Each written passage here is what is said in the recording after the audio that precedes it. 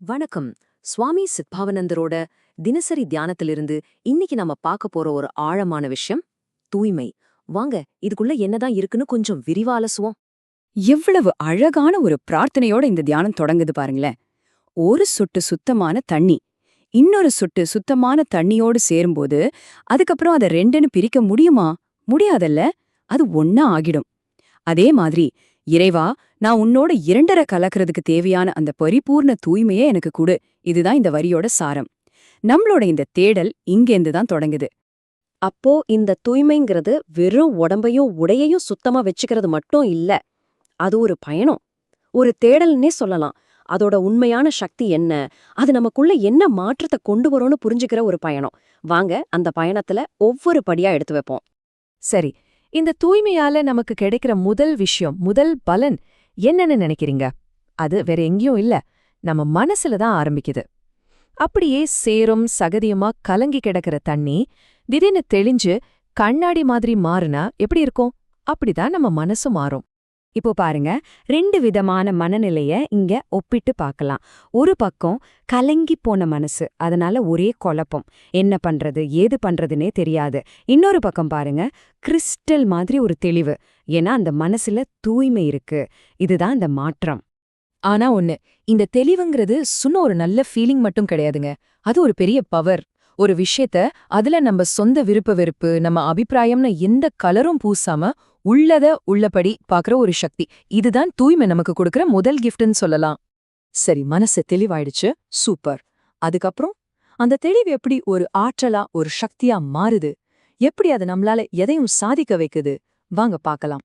இது ஒரு chain reaction மாதிரி தாங்க. முதல்ல தூய்மை.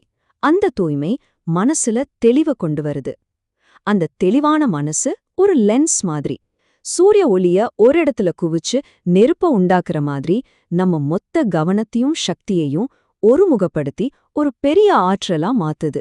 சோ எல்லா பவருக்கும் பேஸ்மெண்ட் எது? தூய்மைதான். ஓகே, அப்ப தூய்மைனா தெளிவு, ஆற்றல், அவ்வளவுதானா? நிச்சயமா இல்ல. அதையும் தாண்டி ரொம்ப ஆழமான ஒரு விஷயம் இருக்கு. அது என்னன்னா, தூய்மைதான் உண்மையான சந்தோஷத்தோட ஊற்று. அது எப்படின்னு பாப்போமா? இன்னும் ஒரு அழகான ஊமை பாருங்க.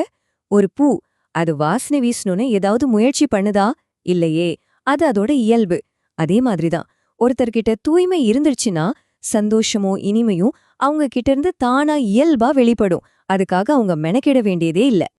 அப்போ விஷயம் ரொம்ப சிம்பிள். தூய்மையோட பலன் வெறும் சந்தோஷம் மட்டும் கிடையாது. ரொம்ப ரொம்ப முக்கியமான ஒரு விஷயம். நாம எங்கெங்கேயோ தேடுறோமே அந்த தெய்வீகம், அது வேற எங்கேயும் இல்ல, அது தூய்மையில தான் இருக்கு. மனசு எப்ப சுத்தமாகுதோ தெய்வம் அங்கே தானா வந்து உட்கார்ந்துடும். சரி, தெளிவு, ஆற்றல், இன்பம், தெய்வீகம் எல்லாம் பார்த்தாச்சு. இப்போ இந்த பயணத்தோட உச்சகட்டத்துக்கு நாம வந்துட்டோம்.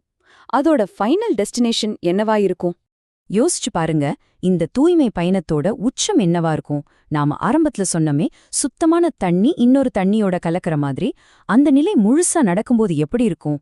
தாயுமானவரோட இந்த வரிகள், அடடா, அந்த உச்சத்தை அப்படியே கண்முன்னாடி கொண்டு வந்து நிறுத்துது. யோசிச்சு பாருங்க, ஒரு இரும்பு துண்டு, அது கருப்பா ஜில்லுன்னு கடினமா இருக்கு. அதை தூக்கி நெருப்புல போட்டா என்னாகும்? கொஞ்ச நேரத்துல அதோட கருப்பு நிறம் போயிடும், குளிர்ச்சி போயிடும், கடினத்தன்மை போயிடும். அதுவே நெருப்பா மாறி செக்கச்சவேல்னு ஜொலிக்கும் இல்லையா? அதே மாதிரிதான் நான்கிற அந்த தனித்தன்மை முழுசா கரைஞ்சு அந்த பரம்பொருளோட ஜோதியில நாமளும் ஒரு ஜோதியா கலந்துடுறது. இதுதான் தூய்மையோட பரிபூரண நிலை. இவ்ளோ தூரம் நாம பேசினதுக்கு அப்புறம் நமக்காக நாமளே கேட்டுக்க வேண்டிய ஒரு கேள்விதான், நம்ம வாழ்க்கையில இந்த தூய்மைனா என்ன? அது வெறும் குளிக்கிறது மட்டும்தானா, இல்ல வேற ஏதாவதா? அத அடைய நம்ம என்ன செய்யணும்? இந்த கேள்வியோட உங்களை சிந்திக்க விட்டு இன்னைக்கு இதை நிறைவு செய்றேன்.